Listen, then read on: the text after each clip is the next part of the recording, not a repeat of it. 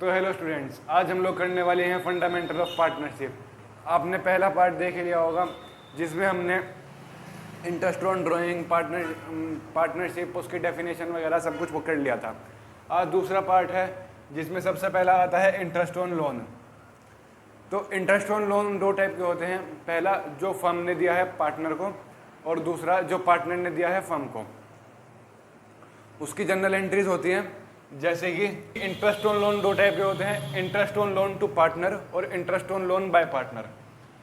जैसे interest on loan to partner मतलब जो फर्म ने दिया है पार्टनर को, और interest on loan by partner मतलब जो पार्टनर ने दिया है फर्म को। जिसमें पहली एंट्री है interest on loan account debit to loan by partner. Interest on loan on debit मतलब पार्टनर जब भी अपने लोन पे इंटरेस्ट देगा तो उसका लोन अकाउंट क्रेडिट होता रहेगा, कम होता रहेगा। और सेकंड है loan by partner account debit to bank account.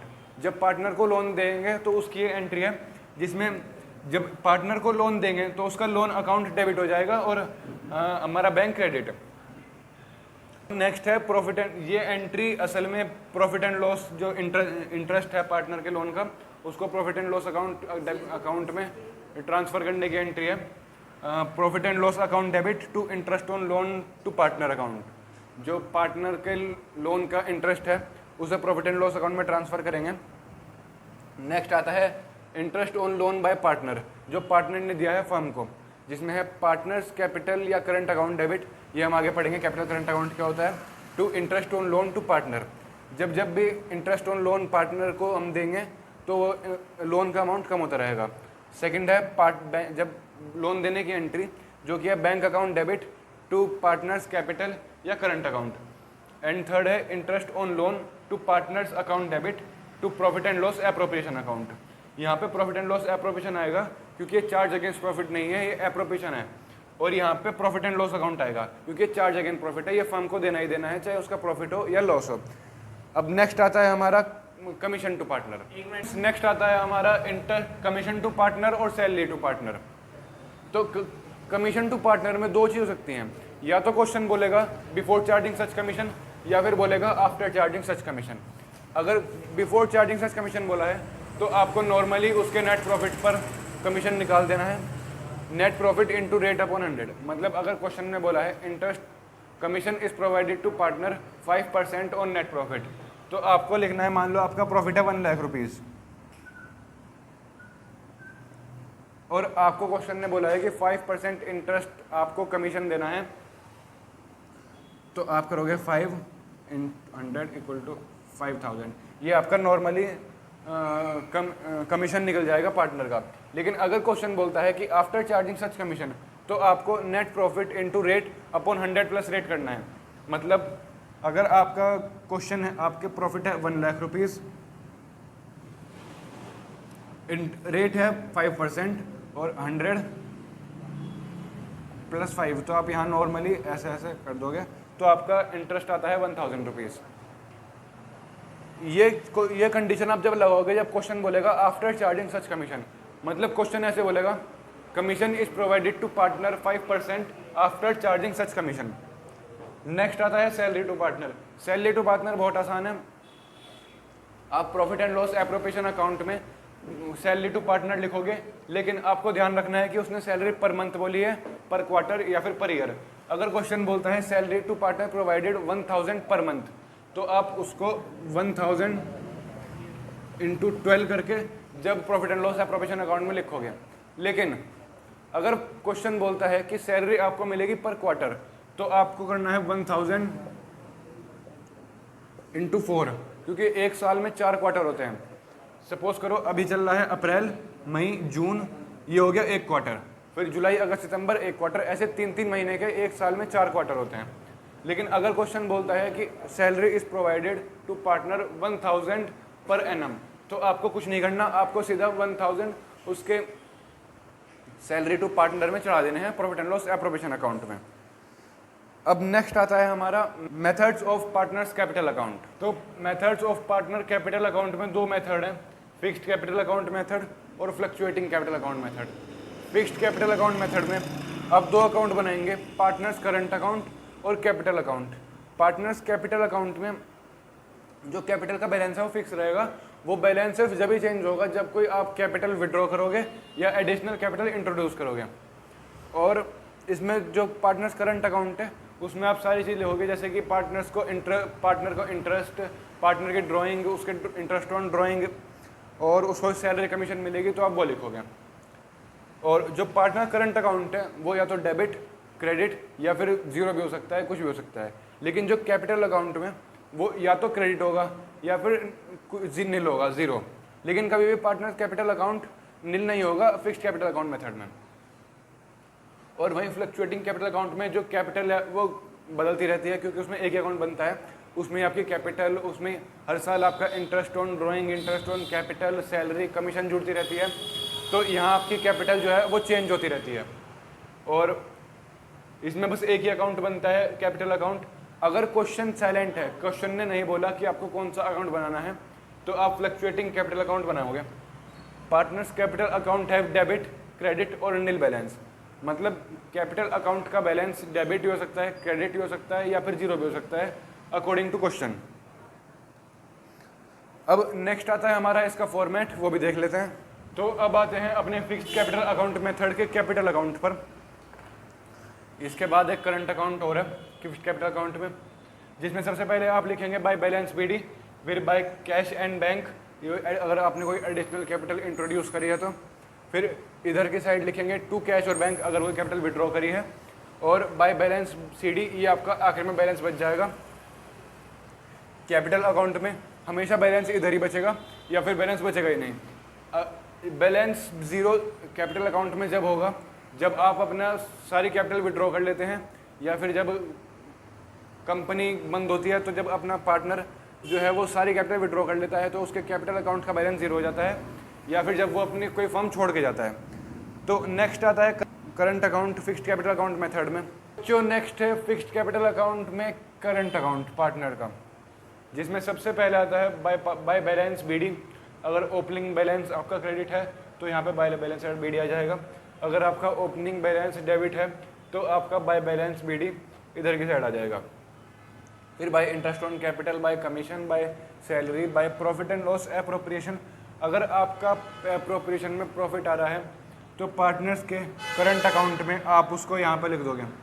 लेकिन और एंड में अगर आपका by balance B C D अगर इधर बचता है तो इधर की साइड आपका ड्राइंग, इंटरेस्ट ऑन ड्राइंग, यहाँ पे ड्राइंग भी आएगा, इंटरेस्ट ऑन ड्राइंग भी आएगा। प्रॉफिट एंड लॉस एप्रोप्रिएशन, अगर आपका एप्रोप्रिएशन में लॉस है तो आपका यहाँ पे आप प्रॉफिट एंड लॉस एप्रोप्रिएशन लिख दोगे। फिर उसके बाद बाय बैलेंस, इधर बचता है तो इधर, और अगर इधर बचता है तो इधर। तो अब आता है हमारा कैपिटल अकाउंट फ्लक्चुएटिंग कैपिटल में। इसमें सबसे पहले आएगा बैलेंस प्रीवियस ईयर का। फिर बाय कैश, अगर आपने कोई एडिशनल कैपिटल इंट्रोड्यूस करी है तो। बाय आईओसी, बाय कमीशन, ये सब बिल्कुल सेम है, बस इसमें जो आपका करंट अकाउंट है फिक्स्ड कैपिटल का और जो कैपिटल अकाउंट है उन दोनों को मिक्स करके एक ही अकाउंट बनाया है कैपिटल अकाउंट। इसमें जो पार्टनर की कैपिटल है वो फ्लक्चुएट होती रहती है, क्योंकि इसमें आपकी drawing, interest on capital, partner salary add होती रहती है, तो इसमें जो कैपिटल है वो फ्लक्चुएट होती रहती है। लेकिन फिक्स्ड कैपिटल में ऐसा कुछ नहीं होता, उसकी कैपिटल सिर्फ जब भी चेंज होगी जब आप कोई कैपिटल इंट्रोड्यूस करोगे या फिर कोई कैपिटल विड्रॉ करोगे। अब आगे बढ़ते हैं। अब आगे बस अब आता है हमारा नेक्स्ट टॉपिक जनरल एंट्रीज का। अगर आपको इंटरेस्ट ऑन कैपिटल की जनरल एंट्री पास करने को क्वेश्चन बोलता है तो आप पहले P&L appropriation account debit to interest on capital, फिर आप उस इंटरेस्ट ऑन कैपिटल को उसके करंट या कैपिटल अकाउंट में ट्रांसफर करोगे, जो कि होगा interest on capital account debit to partners capital या करंट अकाउंट।